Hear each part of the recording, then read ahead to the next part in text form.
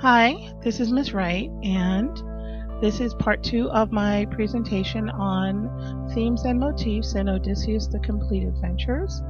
And we will continue with personal sacrifice.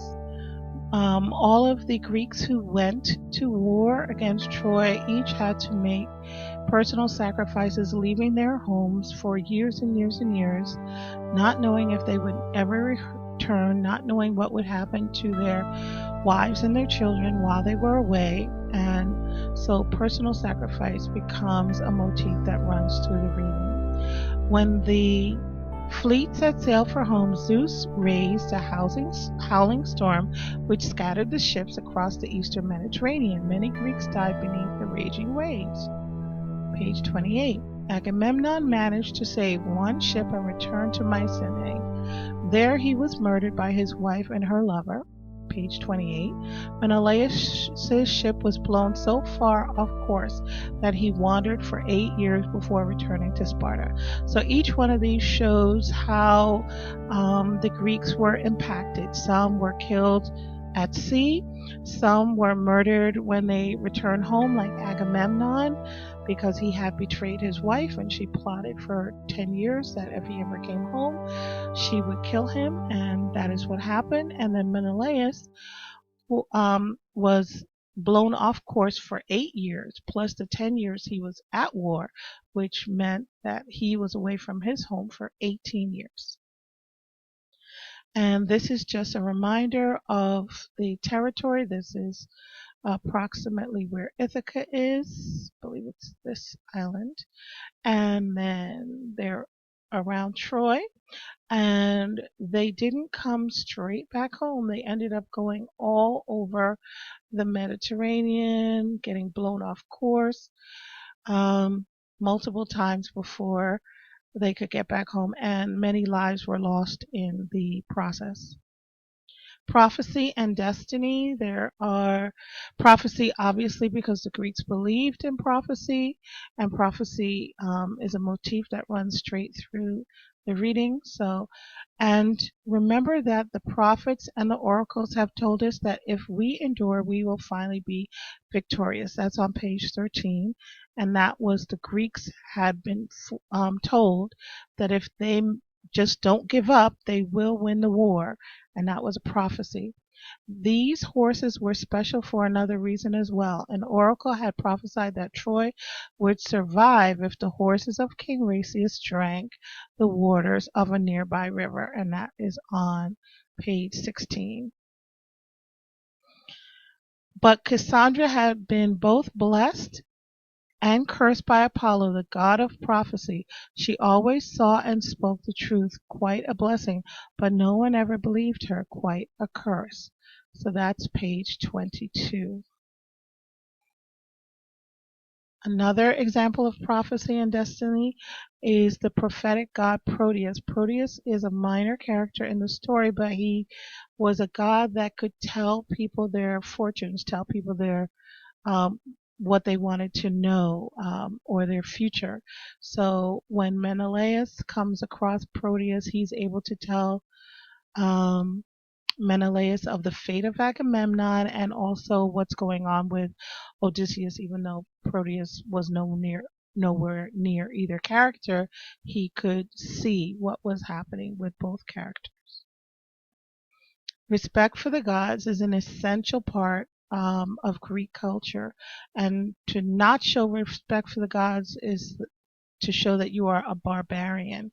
So Odysseus, one way that he shows respect is he prays to Athena for her help and assistance when he is participating in the games that were celebrating the death of Patroclus, and to give him strength. So not just relying on his own power, but asking the goddess to assist him is a sign of respect for the gods.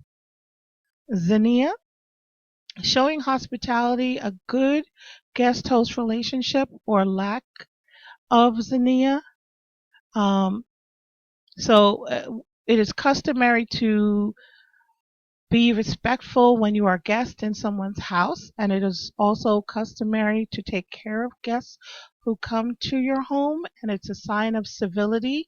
To not adhere to those customs is a lack of xenia, and it also means that you are not behaving the way the Greek standards were applied, and that you, once again, are kind of a barbarian. The Greeks saw themselves as the height of culture, and to not live up to their standards was to show that you were truly an uncivilized person. So it says, "Welcome, my friend," said Achilles when he noticed Odysseus and the others standing by. This is when he has withdrawn from the war, but they come to ask him to help them. And despite his anger at them, he gives them a warm welcome. He seats them. He gives them wine, comfortable seating. So he is showing that he respects Xenia by treating these men decently, even though he can't give in to their demands. Telemachus welcomed her, Athena as mentor, warmly and graciously into the palace, where she observed the shameful behavior of the suitors. So the suitors are showing a lack of xenia because they're in Penelope's palace, but they're behaving poorly. And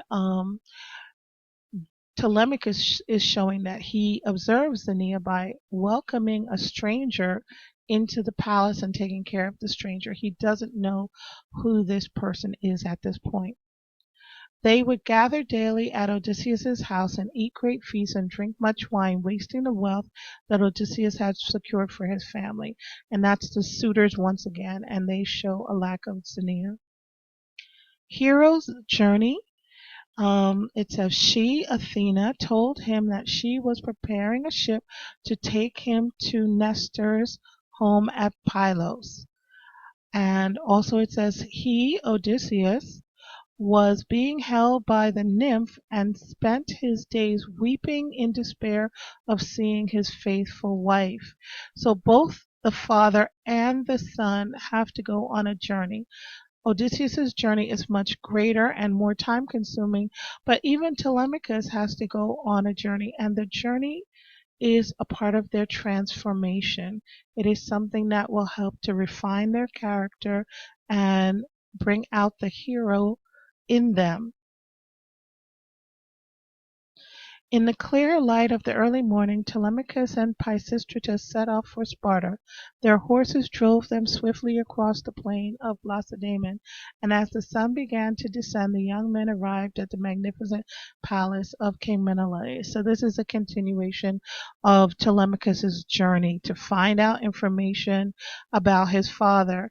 And it's essential that he go on this journey because we realize that he is not even sure, he's not sure that his father is alive, and he's actually not even sure if he's anything like his father. And one thing that happens is that he finds out from his journey that he is like his father, because people keep telling him how much he looks like his father. So Telemachus, I am filled with wonder when I look upon you. So much are you like your father. And then perhaps I should remain silent, but I have never seen such a likeness as this man has to great-hearted Odysseus. Can it be that this is Telemachus, the infant son, whom Odysseus left to fight for my sake in windy Troy? And that would be the words of Helen. So both of these characters, without really knowing who the person is, in the case of Helen, is able to say, wow, you are a lot like your father, not only in looks, but in nature. This is another illustration of what the ships look like back in those days. All right, so in this presentation, the terms that I went over, just some of them were anthropomorphism, which is gods acting like humans or even taking human form. Epithet, which is a noun phrase that either precedes or follows the name of a character. Sometimes it stands in substitution for the character. Honor, which was an essential element for a Greek hero to be able to have his honor, and to lose honor, to not be respected by his peers, was something where he would rather die than live without his honor. Trickster. Odysseus is a trickster, and so is his wife a trickster. And a trickster is important because you have to use your wits, your intelligence, your cunning to get out of difficult situations. Metamorphosis is being able to change the color or shape or transform one thing into another.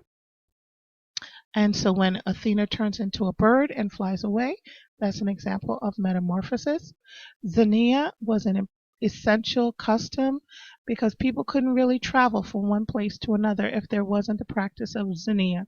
You had to feel comfortable going to new places and that people would welcome you, respect you, and take care of you if you did the same. And then arte means excellence. You can be excellent.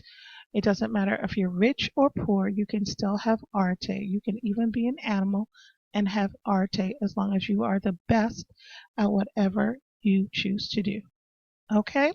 So I hope this is a help in understanding the concepts related to the reading of Odysseus the Complete Adventures, and you can use it to help you complete the themes and motifs worksheet. Okay, great. Have a great day. Um, subscribe, and I will see you soon. Bye.